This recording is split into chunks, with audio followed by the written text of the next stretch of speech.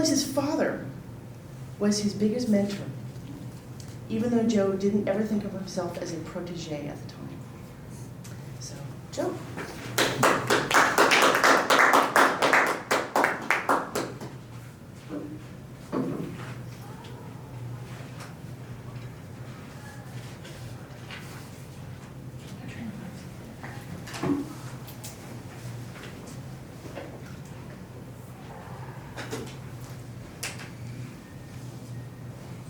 Do you want to be squeaked, Joe, during your speech? Sure.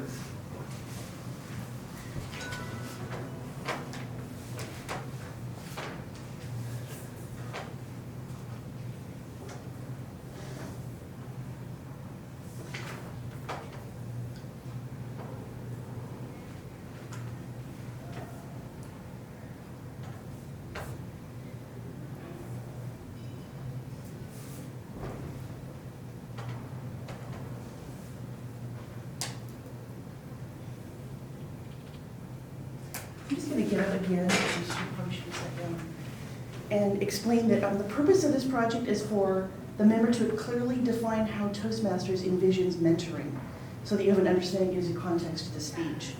And the purpose is for the member to share some aspect of previous experience as a protege. I think that's a good way also of sort of letting us know what's going on.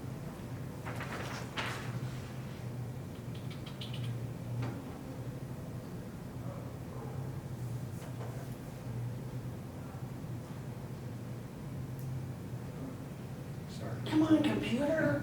It's the computer's fault. Okay, is there a meaning for that?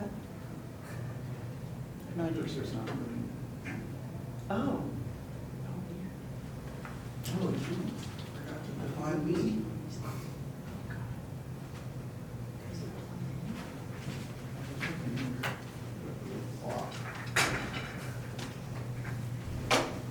Was it moving with you? It's like the arm Yeah. where he's just like clenching his fist. You see that one? Yeah. I just forgot that word of the day and Yeah. find it. From the frog one, it's pretty good. But that's none of my business, or he's sipping the glass. You see that one?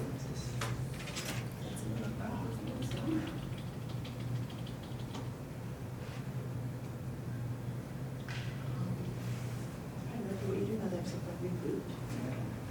So we're gonna reboot, sorry folks, the cursor isn't working.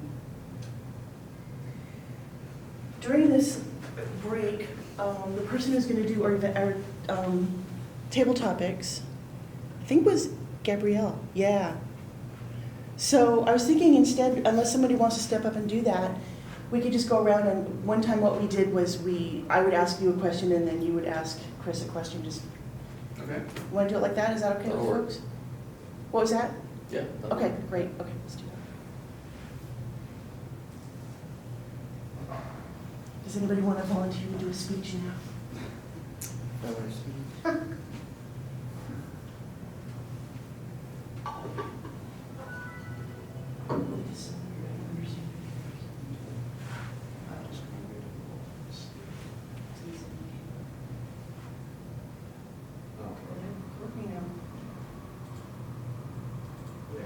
Oh, good. Okay.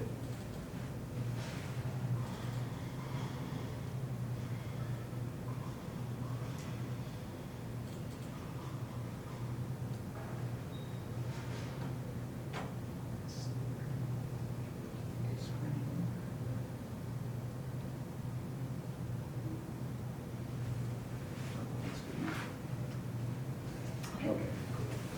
Sorry for the delay. How many of you in this huge crowd have ever had a mentor in your life and been a protege?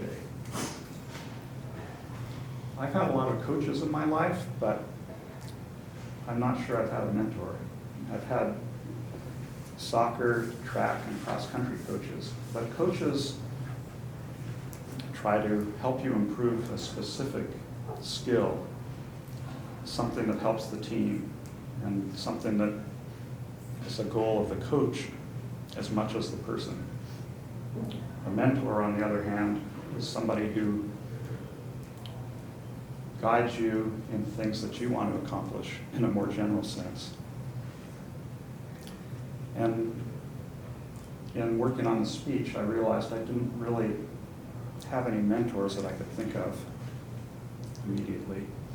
And then I realized that actually my father was my mentor throughout his life.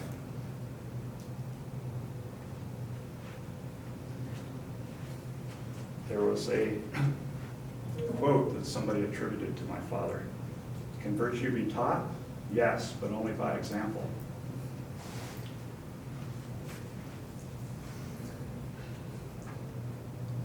When I was a kid, really from the time I was a baby, my dad would take me on hikes and camping trips.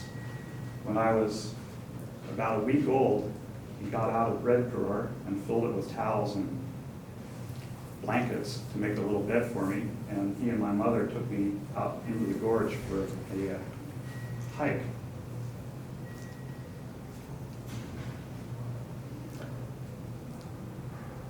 My dad always let me discover my own boundaries.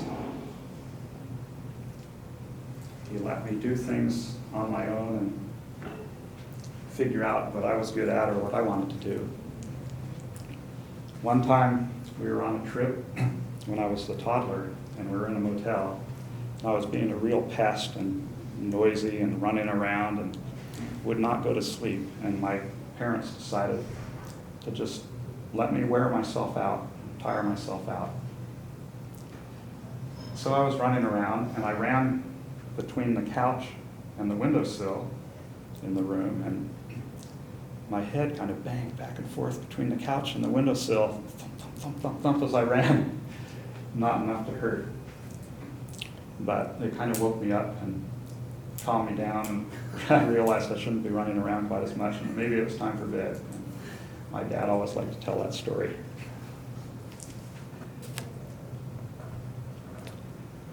My dad had a couple lessons for me when I was young.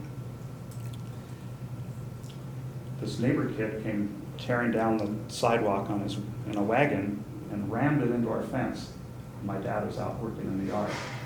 And my dad kindly but firmly suggested that he shouldn't really run his wagon into our fence like that. And the kid, whose father was a lawyer, said, "It's not my wagon." And so that was the point. And my dad kind of laughed and was amused by it.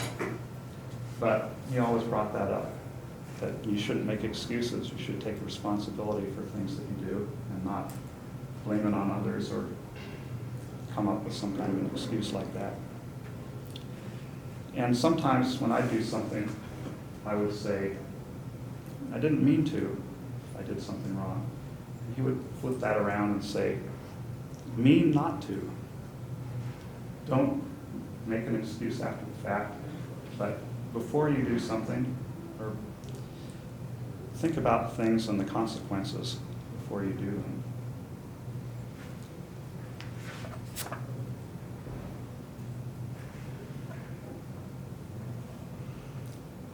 My dad was always really supportive of me in things that I wanted to do without being pushing.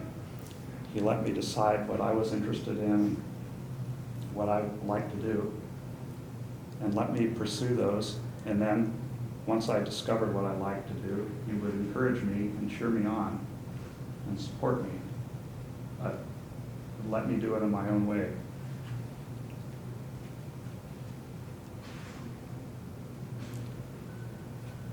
Probably if I decided to become a drug dealer or an armed robber, he would have stepped in and discouraged that. But pretty much anything else I was interested in, he would be approving of. When he'd pick me up from track practice, he'd always come with a hamburger or some donuts. And when I come in the door after a race, he'd immediately say, how'd it go? Before I could even take off my shoes or anything. He was just really encouraging and supportive. The one time that he did insist that I do something was when we signed up for a summer camp. And we got there, we had to drive away to get there. And we got there and I suddenly panicked and I just did not want to get out of the car and spend a week with a bunch of strange kids at this strange location. I wanted to go home and, do what I usually did. And it was really difficult, but my parents insisted that I get out of the car and settle in and go to this camp. And I ended up having a great time. My dad was 44 years old when I was born, but in a lot of ways he was kind of like a brother to me too. We played a lot of games, threw a football around, played ping pong, played Scrabble and cribbage, just did a lot of fun things, computer games.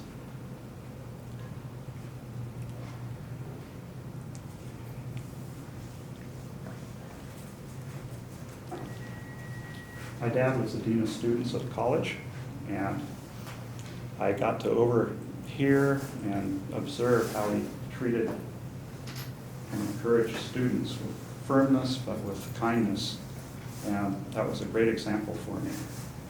It really gave me a sense of how I should treat people and help them do things.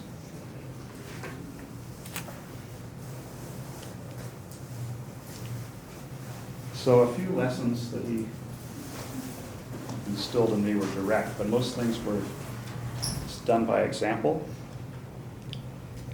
And the things that I've learned from him over time, the more subtle things, are the things that have stayed with me the most.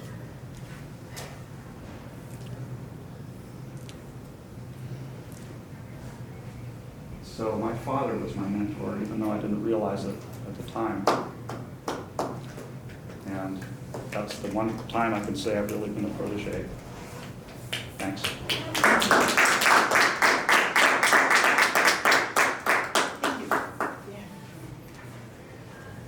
you. Kip, can you please give us 2 minutes to write our evaluations?